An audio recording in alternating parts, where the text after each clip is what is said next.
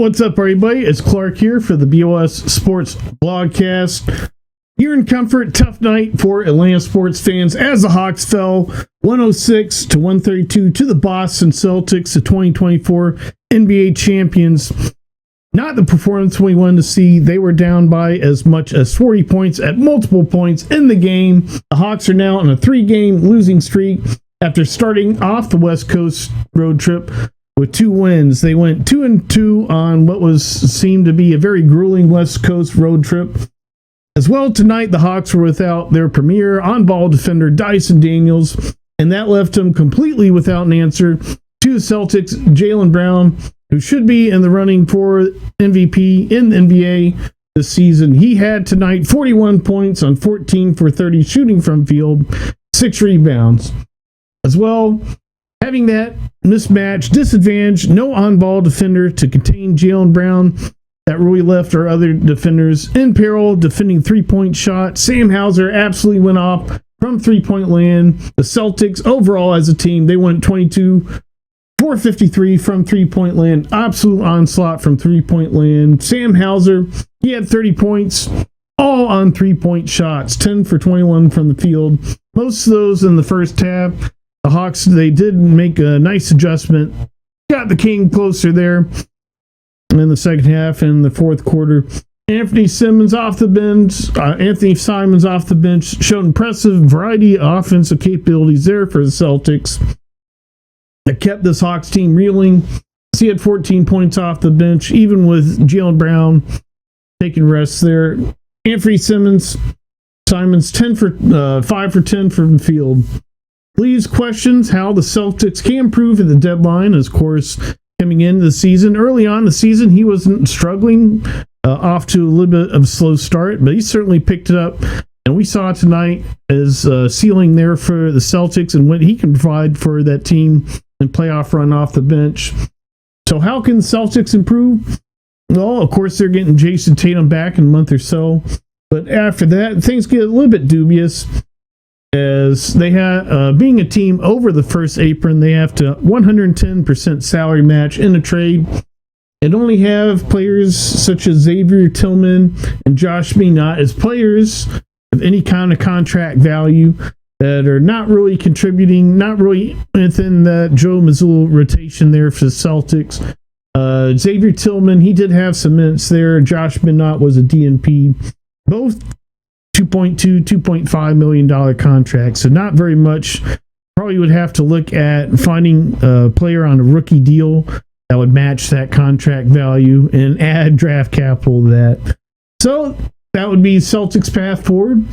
Envy that position. The Hawks are at a much more dubious position in their franchise state right now. Of course, recently launched BOS Sports NBA Finance Calculator, NBA Trade Simulator. Mostly it's finance calculator. Calculates the finances very good. That's at www.bossports.blog. Create your own NBA trade. Use the download image button to share your trade. All those good things. There's an error in it, let me know. Hopefully have all the errors kinked out by off season.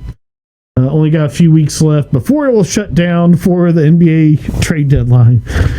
Created this big, nice, beautiful app just for it to shut down a few weeks.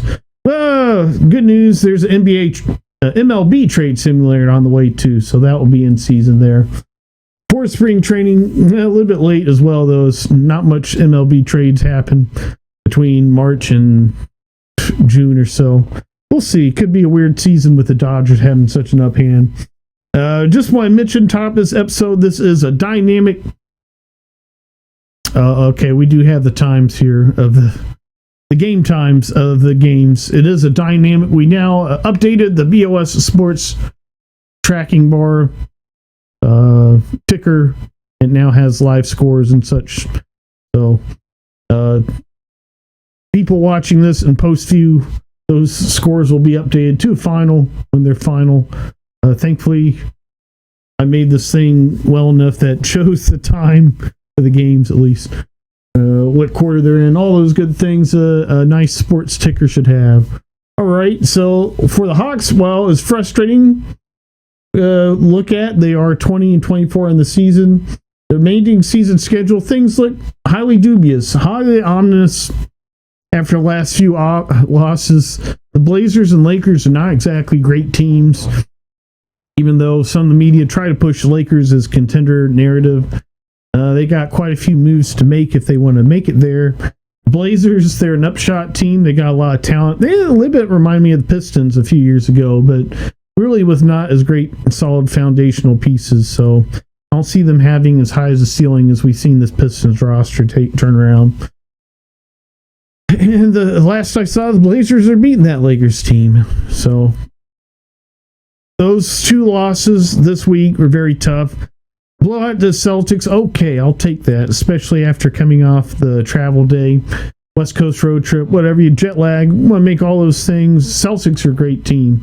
Those two losses to the Lakers and Blazers, they really seem tough.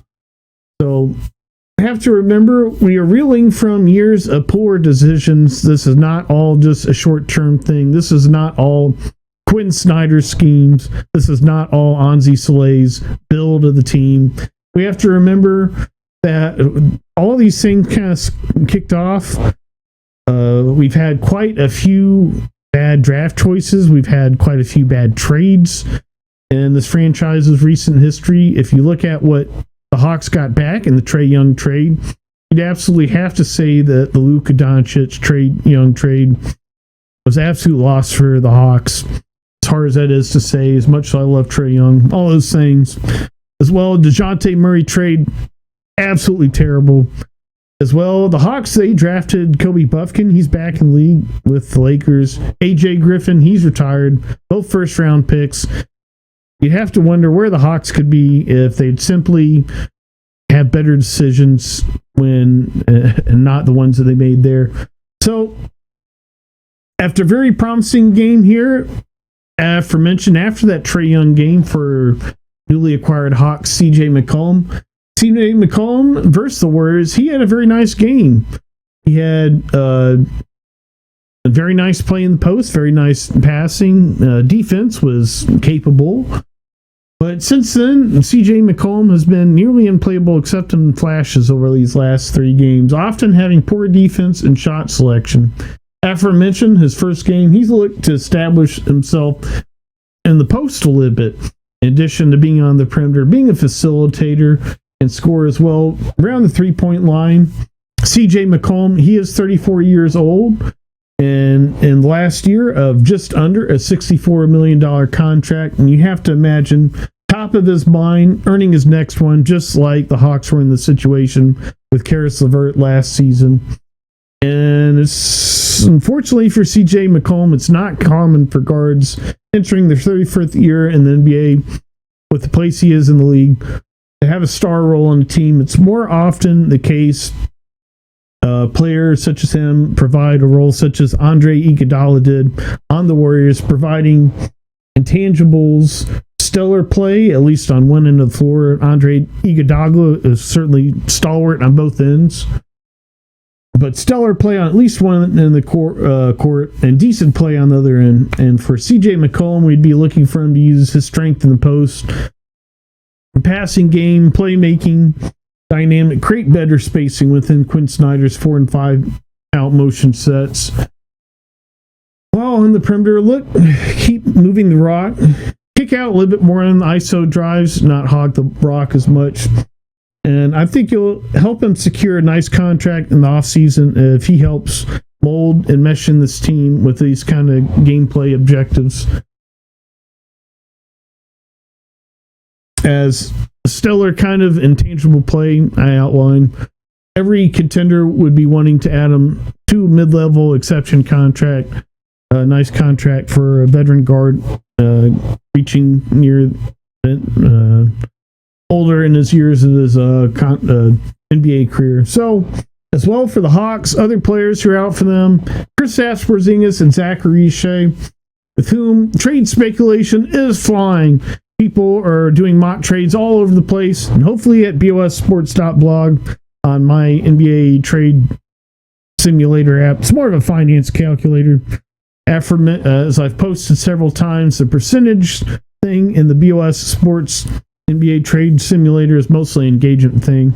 It's not quite an accurate prediction whether or not a franchise would actually make that trade. Usually franchises do not make a trade. So, aforementioned injuries for the Hawks: Kristaps Porzingis, Zachary Shea. Kristaps Porzingis, he has Achilles tendonitis, which is a multi-week timetable to avoid re-aggravating the injury, make it worse, or also avoiding a more serious injury. Of course, we knew Trae Young, he had the Achilles tendonitis with the Hawks all last season, and he's with the Wizards now, and looking to rebuild his elite first step that he had prior to that Achilles tendonitis to push him back to all-star status with his new team. While Zachary Shea, he has a bone bruise in his knee, and I missed the play that occurred on that one. Haven't had time to look that up, but it is on his knee, and something to think about. Seems like a more dubious injury. Seems like Kristaps Porzingis, Achilles tendonitis, that might be a more actual thing. Of course, NBA has strict rules about reporting injuries, so Hawks can't just keep these players on the injury report forever and trying to do a trade. As well, looking around the league, fits for trade. Not really seeing a whole bunch, really, as far as stars. Trying to aggregate both Zachary Shea's and Kristaps Porzingis' salary. I don't see a whole bunch of fits for the Hawks. Of course, the largest headline name currently in NBA trade rumors is Ja Morant. We'll see where he winds up. Speculation that Grizzlies will then move Jaren Jackson Jr. as well. And some have paired him with the Hawks, although I don't quite see the fit with Jalen Johnson as both mostly inside the perimeter forwards. As far as offensive games, I don't quite see them fitting together spacing-wise and offensive schemes. Other names paired with the Hawks: Domantas Sabonis. I'm simply not a fan of his contract value for what he does. If he was on a $20 to $30 million contract, more than that in value, we're just trading KP for him and some draft capital 1-for-1. Then, yeah, sure, because we still need to add a 7-foot presence along with Onyeka Okongwu. Domantas Sabonis, who's pretty rough around the edges, to put it lightly, on offense. He would certainly contribute to defense. On defense. He's fairly stalwart on offenses, Domantas Sabonis, but on defense, he's got a pretty terrible defensive rating, and what he does on defense, I do not think he would help this Hawks defense, which is struggling mightily, especially in the front court department. Fortunately, we've not seen Jalen Johnson return to his pre-shoulder surgery form on defense. I'm hoping that he's playing it cautious, really, because we don't want him to get injured again. Looking forward to next season. This year, we were looking to keep the Spurs out of the play-in, get some playoff experience. We're not quite looking to contend for an NBA title quite yet this season, so disappointing as these results are so far, we want Jalen Johnson to stay healthy and not try to extend himself on defense or put his shoulder in vulnerable positions. So, same as Domantas Sabonis as for Lauri Markkanen, just not very good on defense, as good as he is on offense. He's had these stellar years since he went from Cleveland to Utah, so Giannis Antetokounmpo, another player, rumored to be potentially up for trade. Unhappy with the situation. It's more rumored that the Bucks will add to that team, try to keep Giannis happy.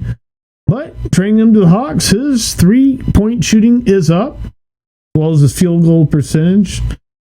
I think I think at this point, with his added 3-point capabilities, he would be a great fit with Jalen Johnson. I've said it'd probably be highly dubious to pair the two in the past.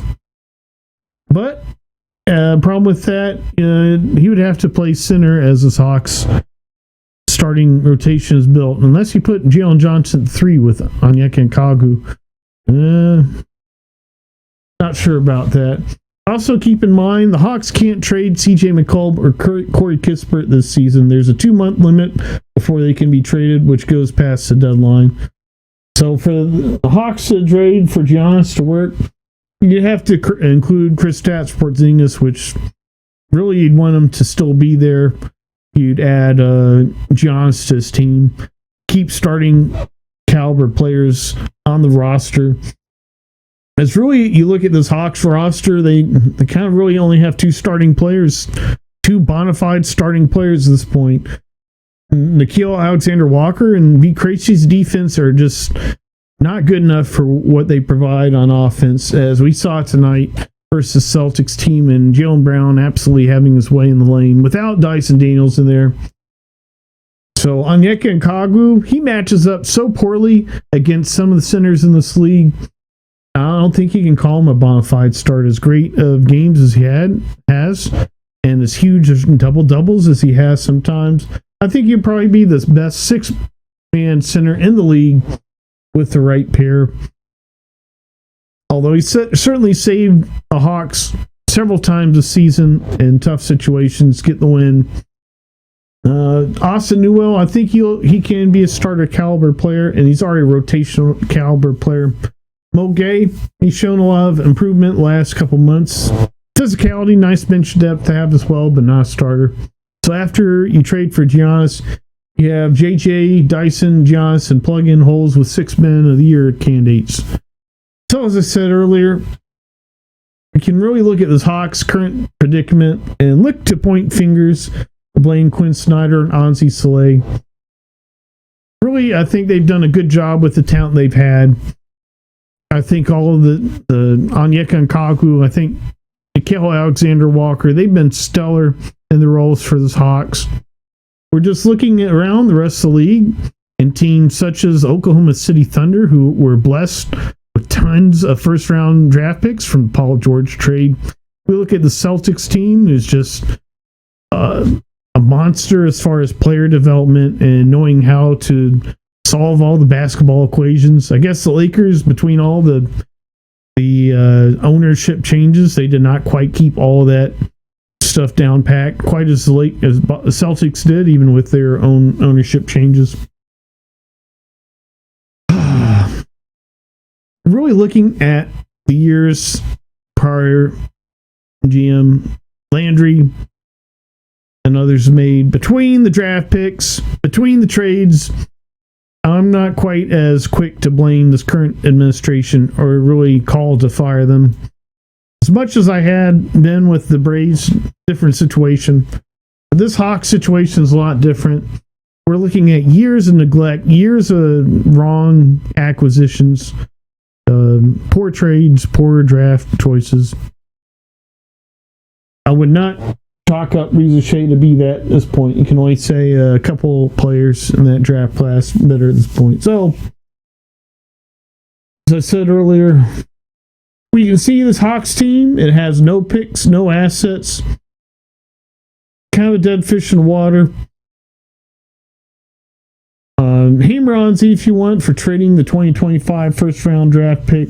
Also offloaded the Terrence Mann contract, which say is a good result, even without that first round draft pick. AP trade. Have to give Quinn non-season some time, I think. Not a one-season turnaround. High of hopes we had to potentially stay out of the play-in this season. Hawks fans win a playoff series this year. Currently trending to putting the Spurs in the lottery and potentially missing the play-in. I can't just keep flipping administrations hoping for a change, especially in the short term. Quinn Snyder's been absolutely stellar. Player development. In-game management, I would give him probably a C+. In-game adjustments, that's where some, I think some things can be left to be desired. Quinn Snyder does not seem to get upset enough at bad shot selection when the Hawks are trying to come back down. And I think that would probably be the thing that irks me the most about what he does. I would not criticize the rotations as heavily as others. But the shot selection while the Hawks are down, can't just keep jacking up threes, especially 3 seconds after, 2-3 seconds after passing the half court. Got to start getting some deuces, get some ball movement. If you're going to be down 40 to the Celtics, you're not going to be jacking up 3-point shots 2 seconds after the half-court line. You should be trying to work on your offensive schemes, try to figure out what you're doing there. So that would be where I would criticize Quinn Snyder and hope he would be more upset, more firm with this team in those situations. All right. Well, been bummed about the Trae Young trade. Been hopeful, maybe a little bit too much about this new Hawks squad. And a little bit bummed about their current struggles. So I put the Atlanta Hawks in my favorite NBA simulator game, that is NBA 2K1. So we'll get to that in a minute. We'll see Hawks versus the legendary 2000 Pacers with Jermaine O'Neal, Reggie Miller, Derek McKee. Aforementioned recent episode, he shares Homnin legacy along with Aaron McKee. Of course, we had Jalen's in this game. Jalen Johnson, Jalen Brown. Jalen's the top Homnin NBA history. Derek is up there as well. Probably number 2. Derek McKee and Aaron McKee. They're somewhere along the lines, of course, would definitely spell last names. Another Jalen as well with that Pacers team, Jalen Rose. He absolutely took Trae Young to town, unfortunately.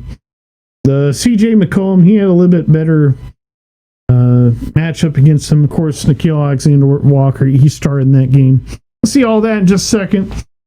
For now, take a quick break. This is the BOS Sports Blogcast.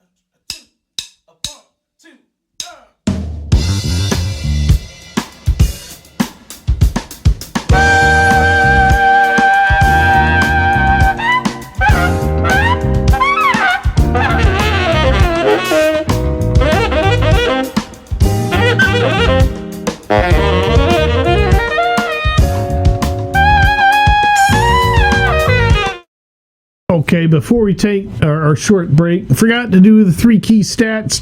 Hawks Celtics game. Oh boy. So 3 key stats to win game. Of course, we're talking about in this blogcast. Field goal percentage, rebounding, turnovers. Celtics, they did out turnover the Hawks 16-11. But rebounds and field goal percentage, clean sweep, 50.5%. Celtics field goal percentage compared to Hawks 37.3. Absolutely dirty work. Rebounds 55-47. Still terrible. So, well, the top performance from the other team, aforementioned, Jalen Brown, 41 points. Sam Hauser, 30 points. 71 points. Sam Hauser and Jaylen Brown. Seems absolutely ridiculous. You add Jason Tatum, 30 points on top of that. How do you beat the Celtics team? I don't know. Ray J. Dennis got some minutes. Caleb Houston got some minutes. Some two-way players for the Hawks. Rough night for the Hawks. All right. Short break. A couple minutes. Give a few minutes here for this break. And then we'll have NBA 2K1 with the Atlanta Hawks created in it. Let's go.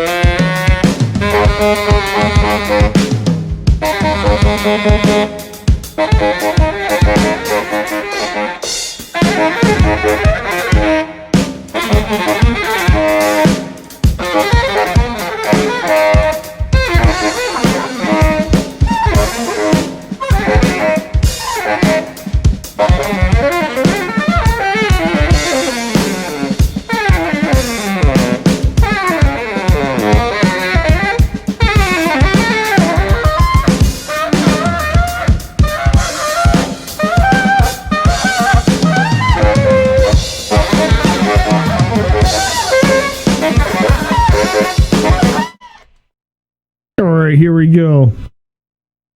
Music that plays in every episode right there was You Bird Word by Transport Jazz. Nearly 11 minutes. Say, whoa, 11 minutes song.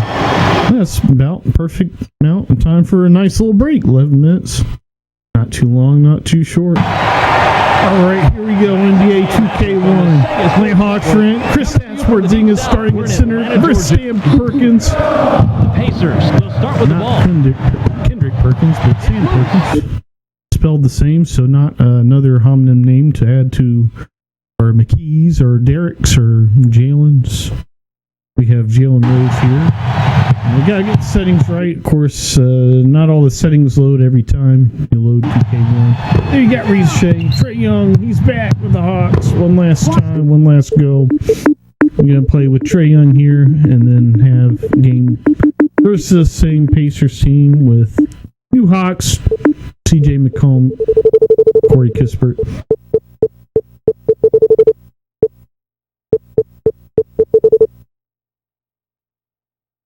See, I don't have Keaton Wallace in the game. I don't have two-way contracts.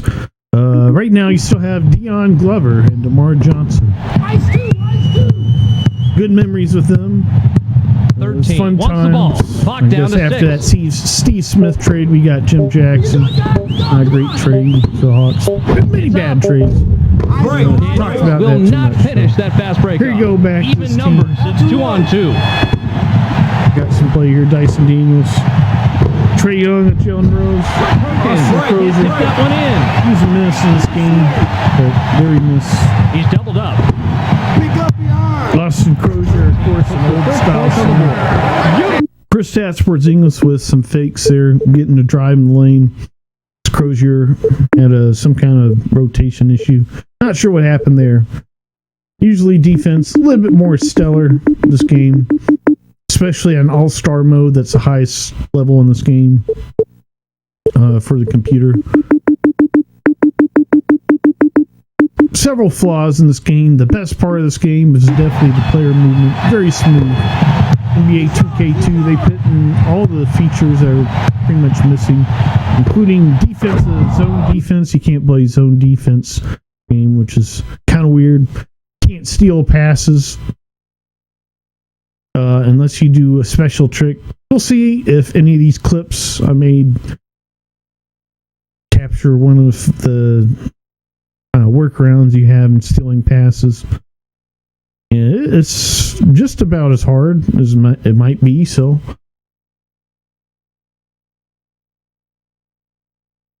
All right, I think we got a break here. Jermaine O'Neal. Gotta keep him out of the paint. One out of the paint. All right. So keep it close early, first couple minutes on the shots. We got our 5-out motion offense, Quinn Snyder 5-out motion offense. With Kristaps Porzingis there around the key early on. Some reason the two wings, there's supposed to be Ricochet and either Dyson or Jalen Johnson there in the corners, excuse me, not the wings. And the two guards, the wings, Trae Young and Dyson. For some reason, the forwards, Ricochet and Jalen Johnson, that 5-out set early on, they were within the 3-point arc. That's not the spacing rule. Exactly, Ricochet, of course, he gets the foul on that rotation. As we see so often, say, well, it's a simulation, but you see some things that happen in the Hawks game. Of course, Ricochet often commits foul on a rotation. He did there on Jermaine O'Neal and one attempt. 64. Jermaine O'Neal, 2 early fouls. I can't remember if they take him out. I made this video a couple days ago. Mills.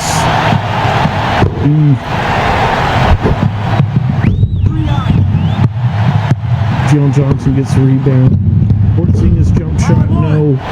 Austin Crozier, too much size in the paint. Reggie Miller, the bucket. All right, time for rotation. We got Naw, Pete Krejci, Luke Kennard, and Yekin Kagu coming in the game. Trae Young passing the ball. Jalen Johnson, he gets around Mills. Jermaine O'Neal, he's continuing Jalen Johnson pretty good. But we got Jermaine O'Neal to get 2 fouls, subbing for Mills. Jalen Johnson got a better matchup. Probably should exploit that more early on. All right, here I am looking through the plays, making sure the 5-out thing's working. Kind of 5-out there. The Quinn Snyder 5-out, of course. That's a term that many use for whenever he put Clint Capella there at the top of the key. Space all the rest of the players outside. Wings, the corners. Of course, that is might more aptly could also call it just a 4-out alteration of 4-out offense. Mo Gay in the game. Beat Krejci. Hey, good position. So that's Navi, Krejci, Kennard, Onyeka Okongwu, and Mo Gay.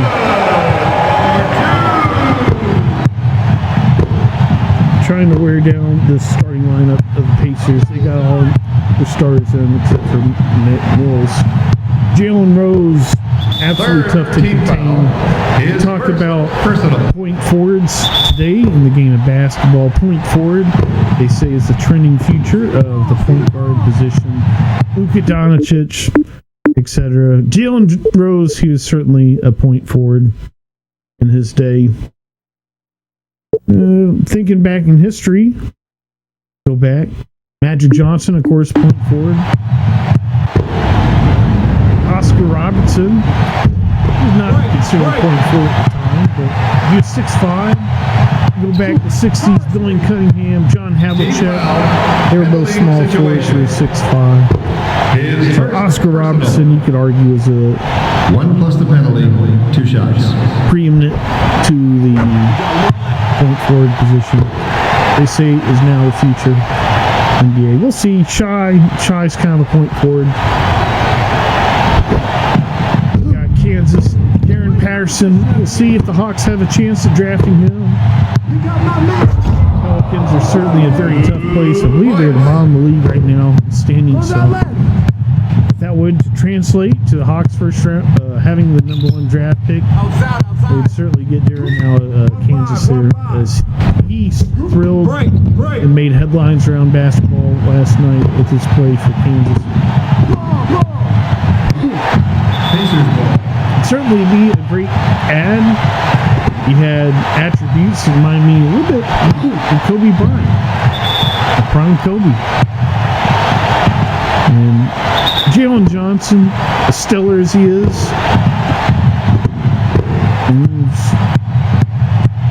still think need a co-star. I don't think you can just build role players around Jalen Johnson. Expect to have a pretending stays NBA. There's teams like Celtics, Thunder, have multiple star players. So here back this game, we got Jalen Johnson, got starters back into the first quarter. Up by 2, but let me tell you, this is an absolute battle. Tarek Best there for the Pacers is in. Absolute battle, having to do everything perfect. Substitutions everywhere. DeMar Johnson's in the game, trying to get a leg up. Sam Perkins. And here you see early in the second quarter, the Pacers already have a 10-point lead, 11-point lead. Come on, let's turn up. Went from 2 up to 11 really quick, just from little things going not quite my way, as we see happen so often to this team. That's all right. And this is, of course, versus a team that made all the way to the finals back in 2000, the Pacers, losing to the first of the three-peat years of the Los Angeles Lakers.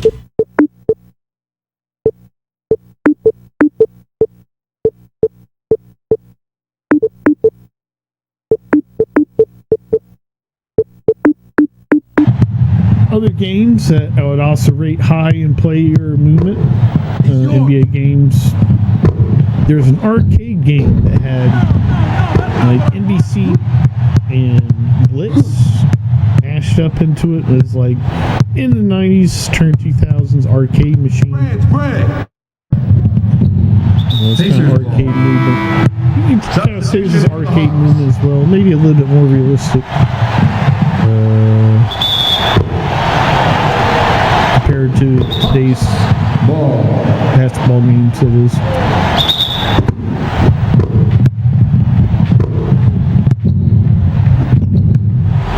And then as well, PlayStation, it's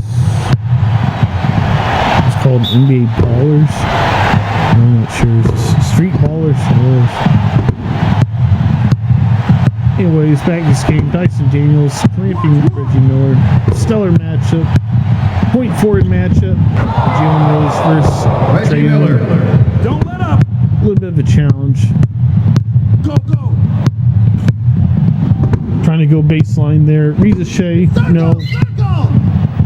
So, there you go. Trae Young with the bucket.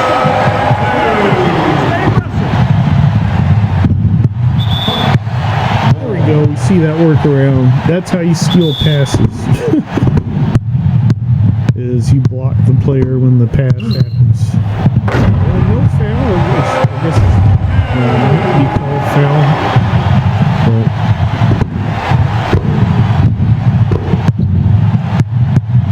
NBA 2K2 afterwards, they fix a lot of these little minute tape details. Player movement's not quite the same. That's all right. They also have a direct button for alley-oops. I did not realize early on. I played this game for years and just realized recently there is an alley-oop command. You press the button pad as you would for calling the play, Great job. and then the right trigger button, which if a player is heading to the hoop, Backcourt violation. commands alley-oop. Was not able to even really try to attempt that in either of these two games, as it takes everything to go perfect to get this Hawks team to win versus the Pacers team. Austin Crozier getting in the lane, taking scored. Al Harrington, he'd be on the lane Hawks later. There's Derek McKee after lunch. Substitution again because nothing's going good. Al Harrington, of course, he'd be there later on. Josh Smith. 2 shots. Got one. 2 He shots for at the free Hawks. throw line.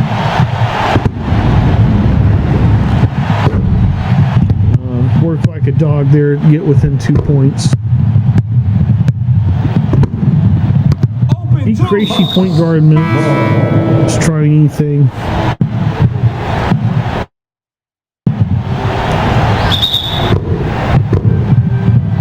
Watch him. Watch him.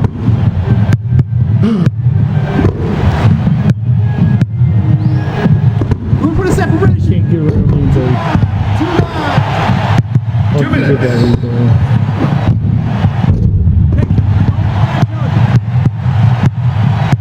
Double team, just like we've seen last 3 games, Jalen Johnson. Got him now. Oh, the Lakers, they double teamed him. And then the Blazers did. And then the Celtics did. Got out baseline. Jalen Johnson's going to have to utilize his 3-point shot. He's going to have to utilize his passing skills. Adjust a little bit to this new pressure he's been seeing. I've got your back.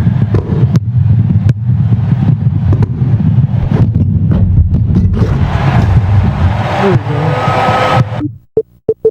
Beefy stats for Jalen Johnson this game.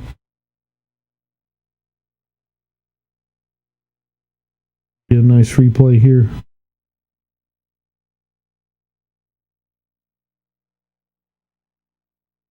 Had not had a BOS Sports replay of the game last 2 episodes. None this game. None last game. Been a lot of ugly ball here last couple of weeks, last few weeks for the Hawks. Of course, we had those nice 2 wins to start the road trip.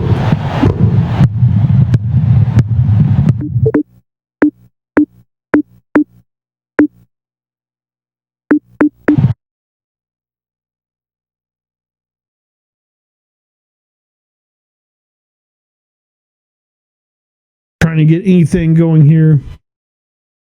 And here the Pacers lead 127-118.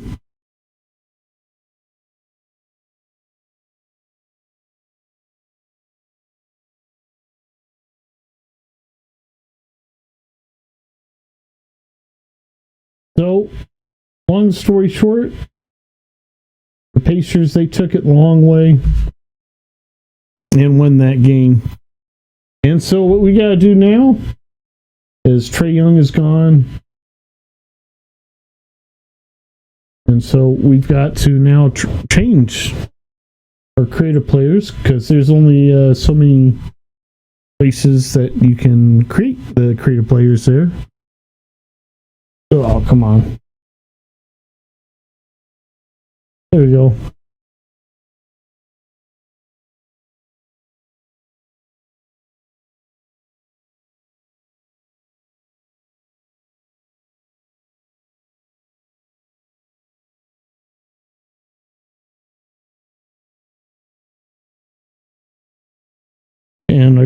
I guess we've completely lost audio of the game. I'm not sure what happened to that. So here I am looking up CJ's player number.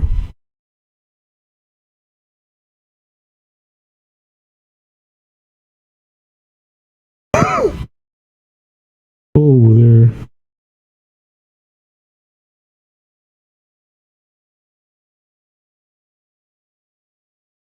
So we got the right height, CJ 6'3".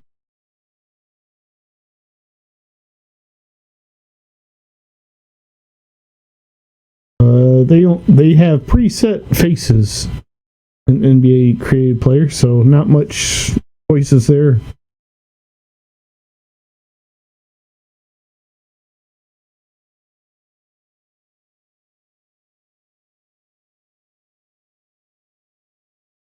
All right, so we also put Corey Kispert in there, and gotta put some hair on him.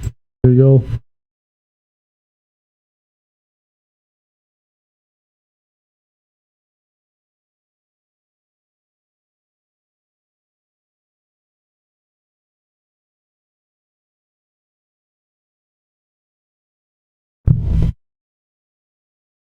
I'm not quite sure what happened to audio here. Sucks. I wanted to get a preview what the announcements were like for the players. It's kind of neat, kind of corny. Guess we're just going to go ahead and skip along.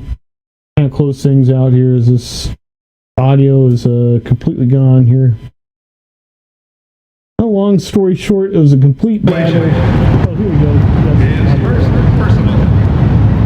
1 plus penalty. 2 shots. In the first quarter, up by 4. It's hard as hell to shoot free throws on difficult mode. As well, you kind of have to. They don't give you unlimited points in the creative player mode for NBA 2K1, so you kind of have to sacrifice free throw attributes some, get attributes in other places. Pacers, substitution.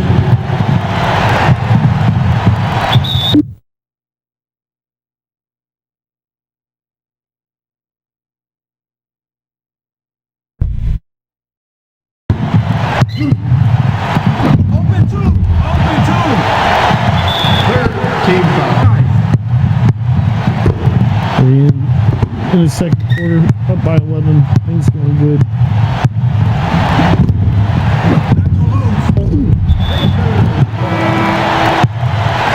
Pacers, substitution.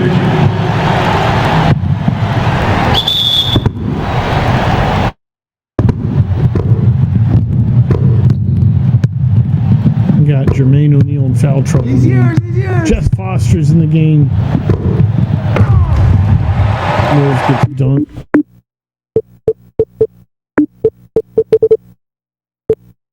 And Kagu, he got injured in this game somehow. So we got Asamuel minutes, and he's still somehow winning this.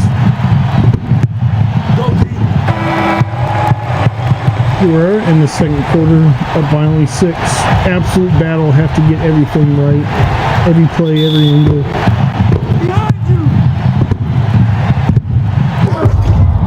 John Johnson threw runners for flush. Off the pump thing.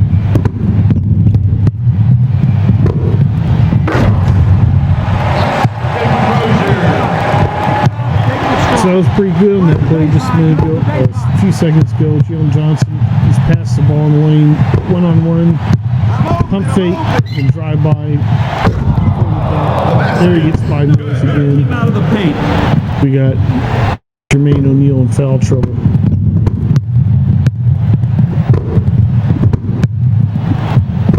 Come on, defense. Dozier and Jeff Foster Inside. with Mills. They're hurting for front court players.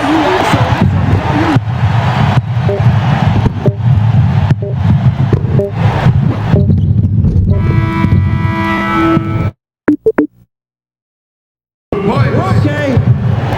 We are speeding along fourth quarter, up by 9, getting everything right.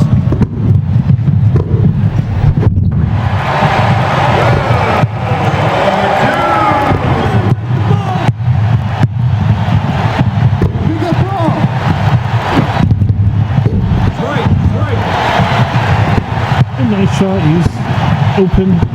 Don't mind him mid-range jumper. Feels a little bit safer.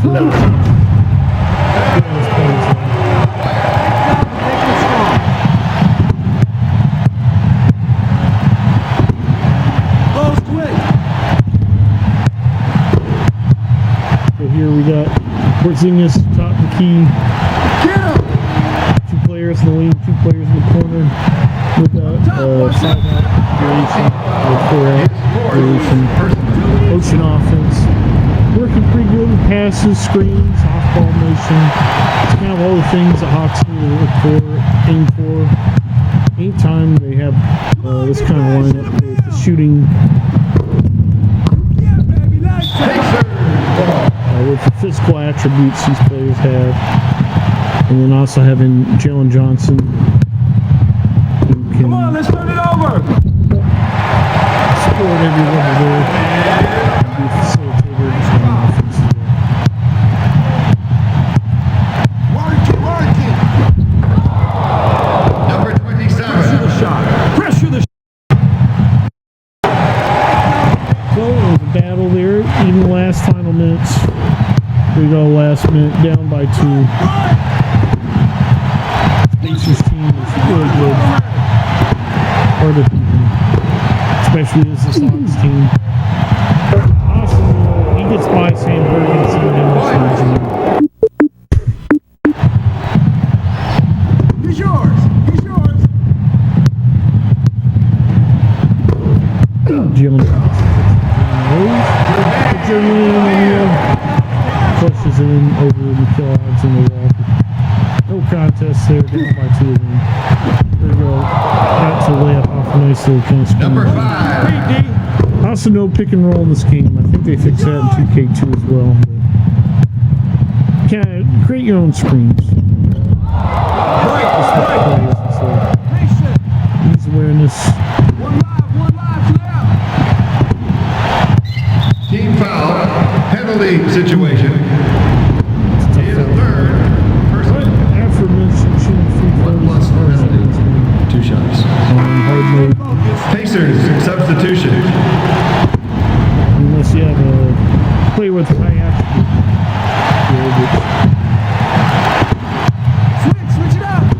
If they do, they're certainly lacking in others in this game. Aforementioned, do not use unlimited player points in the creative player.